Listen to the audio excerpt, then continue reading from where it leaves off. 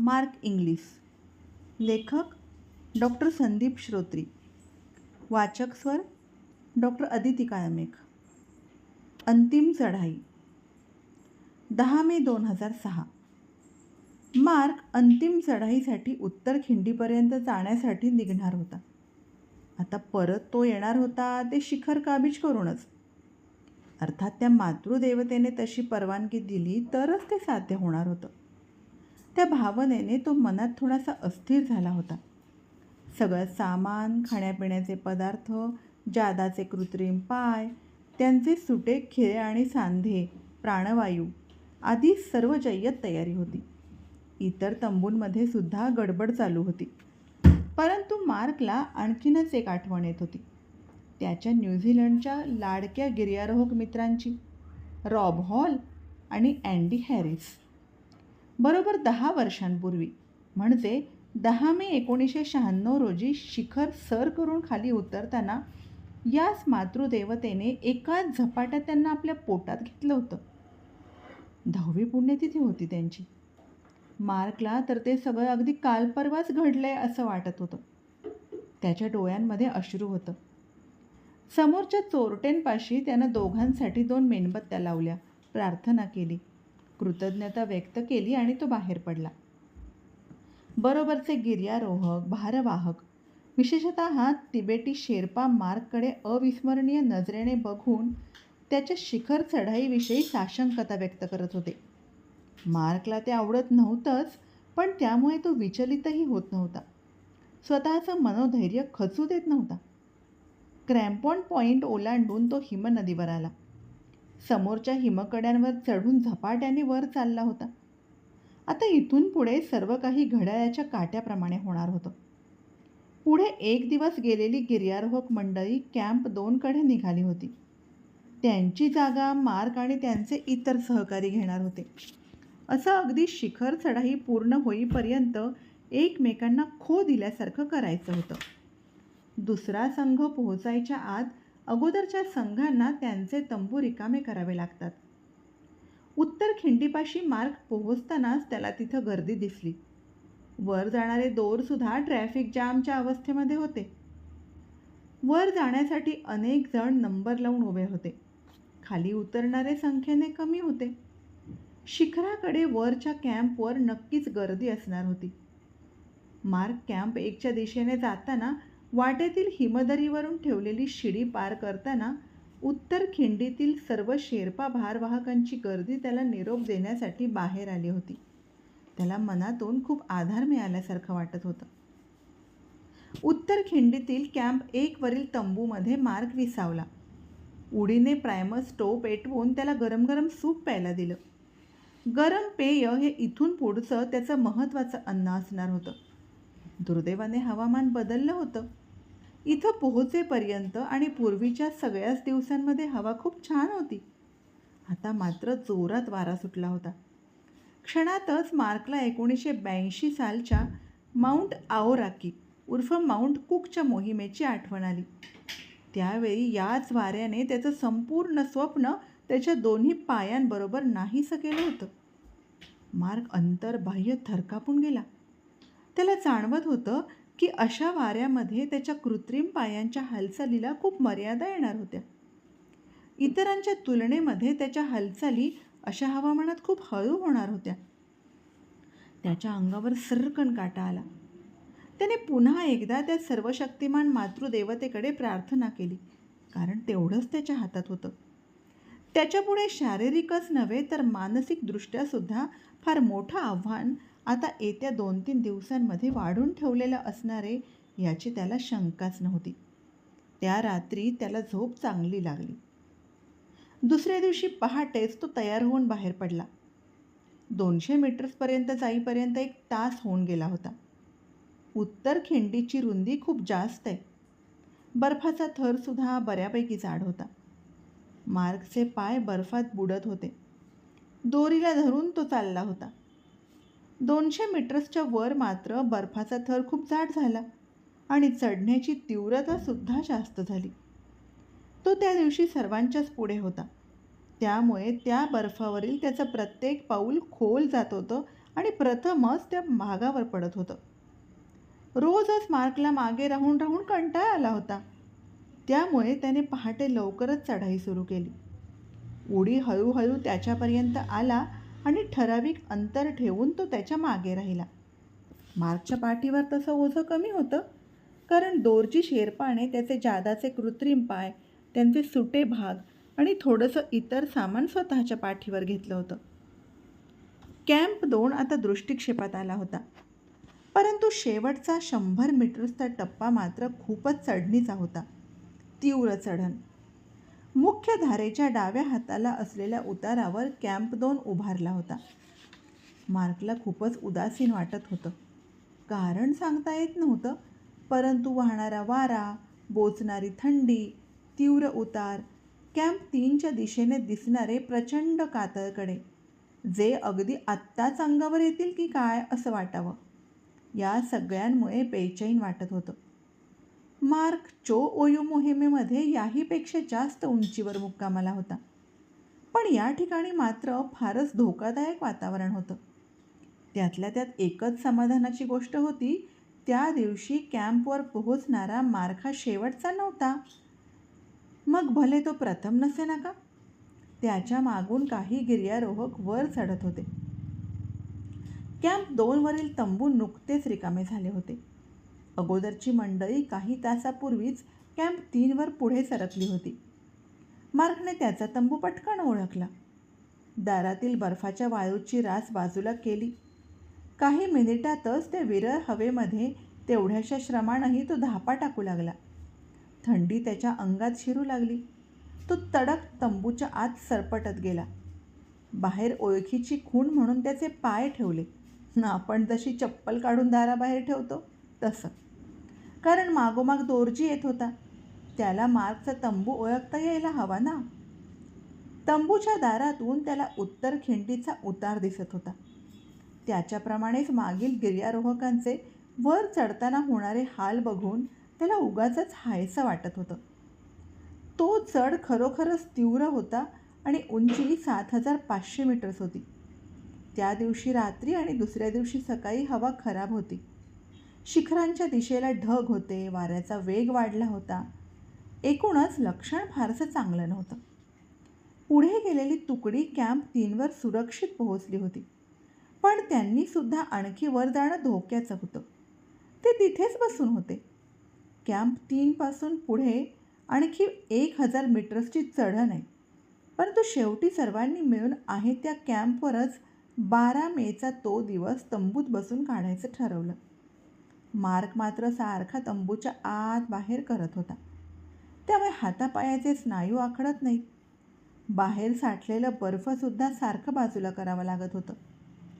तंबूतील त्याचा जोडीदार होता दोरजी. त्याने मार्कचा MP3चा प्लेअर चालू करून कानाला लावला होता. मार्कच्या आवडीचं संगीत काही त्याला आवडणं अशक्य होतं. पण तरीसुद्धा तो कानाला लावून हाताचा ठेका धरत गंमत अनुभवत होता. मुख्य म्हणजे वेळ चांगला जात होता. मार्कचा मात्र बराच वेळ विश्रांती घेणं, शरीरामध्ये चहा, कॉफी, सूप इत्यादी पेय ढकलणं यामध्येच गेला. तो पुन्हा एकदा ताजातवाना झाला होता. शरीरातील पाण्याचं प्रमाण जास्त ठेवणं हितकारक असतं, कारण त्यामुळे हिमदंशाचा तडाखा कमी बसतो. लघवीला सारखं जावं लागतं, परंतु या कॅम्पवर तीव्र डोंगर उतारावर त्यासाठी सुद्धा बाहेर पडणं धोक्याचं असतं. पर्यावरण संवर्धनाच्या दृष्टीने सुद्धा लघवी आणि संडास एका बंदिस्त बाटलीमध्ये करून तंबूमध्येच सर्व सोपस्कार पार पाडायचे असतात. आणि या सगळ्याच वस्तू इतर कचऱ्याबरोबर खाली आणायच्या असतात. संपूर्ण दिवस आणि रात्र तंबूमध्ये एकाच जागी बसणं मार्कला अर्थातच पसंत नव्हतं. तो आणखी वर जायला उत्सुक होता. सागर माथ्यावर पोहोचणं, सुरक्षित खाली उतरणं आणि ॲनी आणि इतर कुटुंबियांमध्ये जाऊन आनंदोत्सव साजरा करणं, हे सगळं त्याला बसल्या जागी पडलेल्या स्वप्नामध्ये दिसत होतं. दुसऱ्या दिवशी सकाळी म्हणजे 13 मे रोजी सकाळी मार्कला जरा अस्वस्थ वाटत होतं. त्याचा तोल जात होता. मानसिक संतुलनसुद्धा बिघडलंय असं वाटत होतं. थोड्याच वेळात तो सावरला. तंबूच्या बाहेरच्या उतारावर नुसतं उभं राहणं तर अशक्य होतं. प्रत्येक पावलाबरोबर आपण त्या उतारावर गडगडत खाली उत्तरखिंडीपर्यंत जाणार की काय असं त्याला वाटत होतं. दोर्जी त्याला आधार देत होता, पण आता मार्कने प्राणवायूचा मुखवटा घातला. थोडासा आणखी आधार घेतला. त्याला बरं वाटलं. हळूहळू चढावर त्याची पोलादी पावलं पडू लागली. प्राणवायूचा मुखवटा तर त्याने प्रथमच चेहऱ्यावर चढवला होता. सुरुवातीला त्याला आपण स्वतःच एक विचित्र प्राणी आहोत असं वाटू लागलं. पण आता हाच प्राणवायू पुढील 2-3 दिवसांचा त्याचा साथीदार असणार होता. कॅम्प 3 हा फक्त 400 मीटर उंच होता. म्हणजे तसं त्या दिवशी चालणं 5-6 तासांचं होतं. परंतु कॅम्प 2 पासून फक्त 20 ते 25 मीटर्स उंचीवर बर्फातून डोकं वर काढलेले दगड आणि वाळूचा पट्टा सुरू झाला होता. मार्कला त्यातून चढणं खूप जड जात होतं. तो पडत होता, धडपडत होता, पण पुन्हा नव्या दमाने उठून चालत होता. दोर्जीची त्याला साथ होती, पण मार्कला क्षणभर वाटलं की का म्हणून आपण या संकटात पडलो. अशा ठिकाणी आलो आहोत की वर जाणंही मुश्किल आणि परतीची वाटसुद्धा धूसर होतीये. त्या क्षणी मार्कला पश्चाताप वाटत होता आणि तशा अवस्थेत सुद्धा तो स्वतःला जबाबदार धरत होता. त्या घसरड्यात चढावर तो आणखी अर्धा तास कसाबसा चालला. मग त्याने मनाशी एक निर्णय घेतला. एका मोठ्या दगडाच्या बाजूला त्याने स्वतःला मुख्य दोरीतून वेगळं केलं. मागच्या गिर्यारोहकांना वर जाण्यासाठी वाट करून दिली आणि थोडा वेळ बाजूला विश्रांतीसाठी बसला. दोर्जीच्या चेहऱ्यावरची काळजी मात्र वाढलेली होती. पाठोपाठ व्हेटो आणि उडी दोघेजण आले. त्यांनीही मार्कची विचारपूस केली. अर्धे अंतर आलोच आहोत, आता थोडंच आहे असं सांगून धीर दिला. पण मार्क मनाने आजचा दिवस त्याचा नाही हेच धरून बसला होता. आपण फार वेडे होणार की काय असं त्याला वाटू लागलं.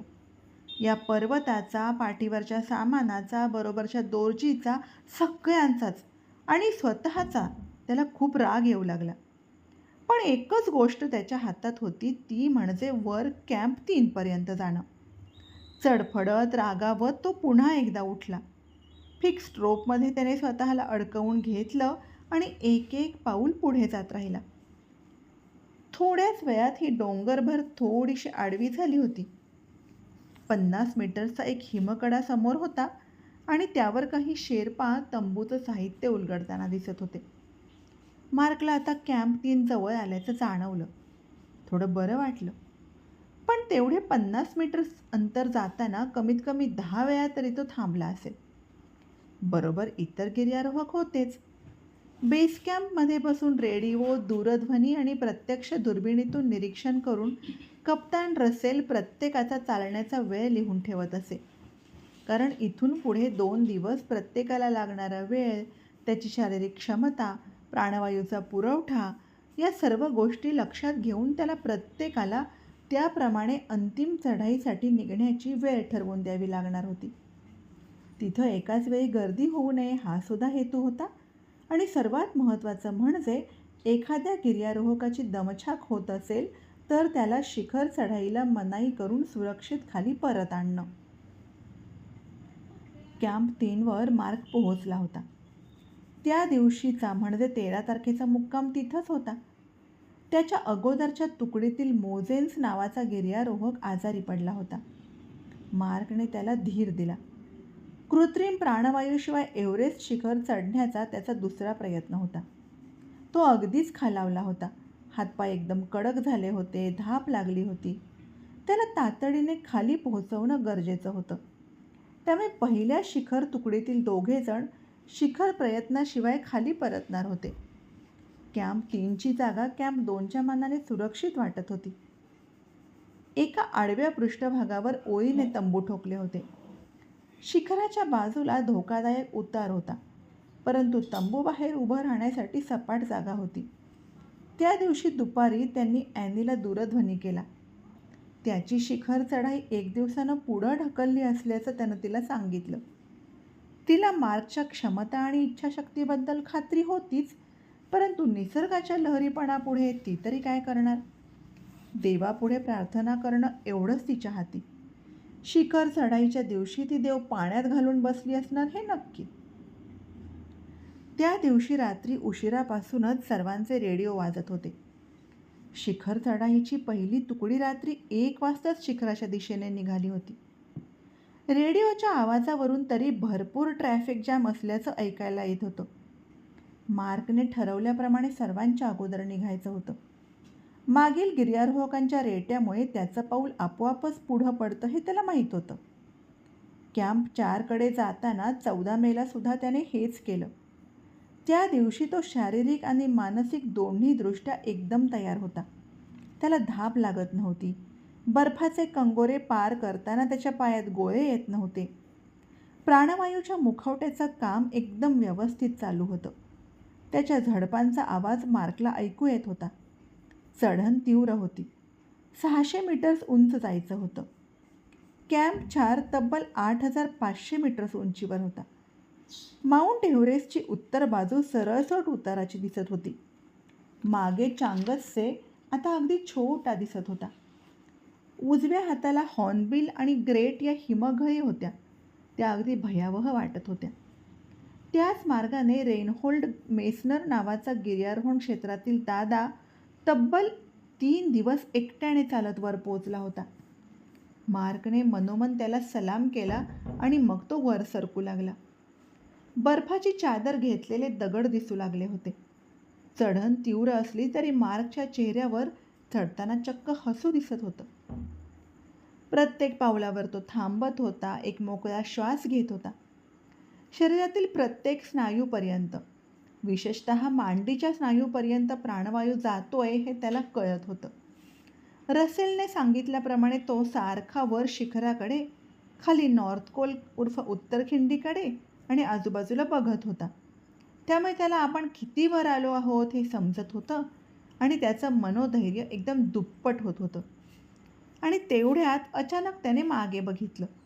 तो क्षणभर चरकला. मनातून उत्स्फूर्तपणे एक समाधानाचा चित्कार फुटला. कारण मागे उभा होता चो ओयू. फक्त 20 किलोमीटर्स अंतरावरील चो ओयूच्या शिखर माथा मार्कला आता दिसू लागला होता. याचा अर्थ मार्क आता 8200 मीटर्सपेक्षा उंच आला होता. 2च वर्षापूर्वी तो त्याच शिखरावर उभं राहून एव्हरेस्टकडे, त्याच्या सर्वोच्च स्वप्नाकडे बघत होता. कॅम्प 4 अद्याप यायचा होता, पण मार्कचं सर्वांग उत्साहाने थरारून गेलं होतं. त्याने वर बघितलं. एव्हरेस्टचा त्रिकोणी माथा तळपत्या सूर्याखाली ताठ मानेने संपूर्ण जगाकडे बघत होता. आव्हान देत उभा होता. कॅम्प 4चं दूरदर्शन मार्कला होत होतं. भलतीच गर्दी झालेली होती. बहुतेक शिखर पादाक्रांत करून आलेले विजयी वीर विजयोत्सव साजरी करत असावेत, असा मार्कने अंदाज लावला. कॅम्प 4वर तो पोहोचेपर्यंत शिखर माथ्याच्या दक्षिणेकडे ढग आलेले दिसत होते, पण बाकी हवा स्वच्छ होती.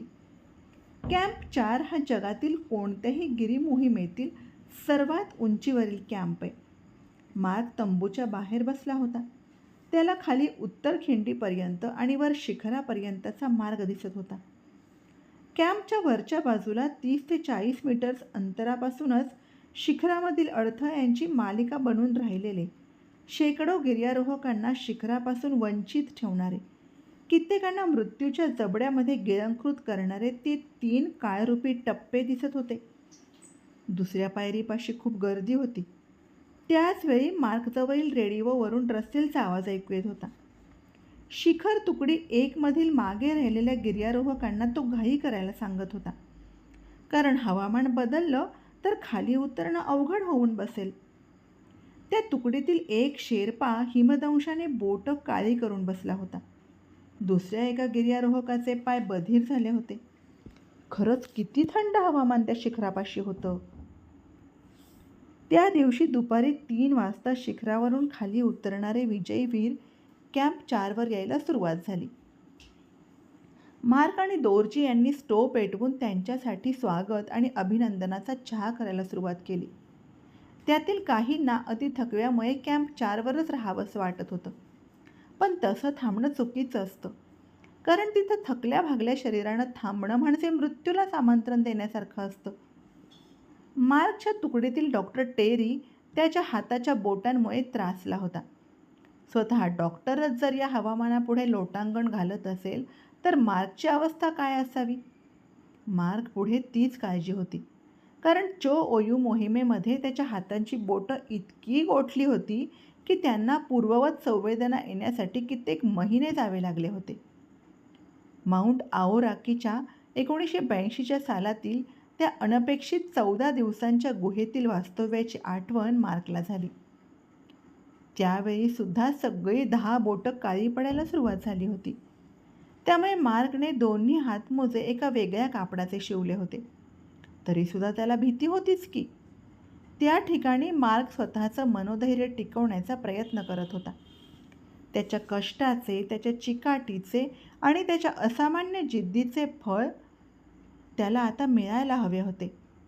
पाय असणारी माणसं तिथं दमताना तो बघत होता, पण पाय नसलेला असा मार्क मात्र गेल्या 2 दिवसांमध्ये सावकाश पण कृत्रिम पायांनी दमदारपणे या कॅम्पवर सुरक्षित पोचला होता. संपूर्ण दुपार आणि संध्याकाळपर्यंत गिर्यारोहक वरून खाली उतरत होते. दमले, भागले, थकले होते. धडपड ठेचकाळत का होईना, पण शिखरावरून अंदाजे 20-22 तास चालत खाली येत होते. संध्याकाळी 7:30 वाजता मार्क तंबूमध्ये झोपण्यासाठी लवंडला. रात्री 9:30ला उठून 11 वाजता शिखर चढाईला सुरुवात करायची होती. मार्कला झोप येणं काही शक्य नव्हतं, पण दोर्जी मात्र निर्धास्तपणे घोरत पडला होता. धन्यवाद.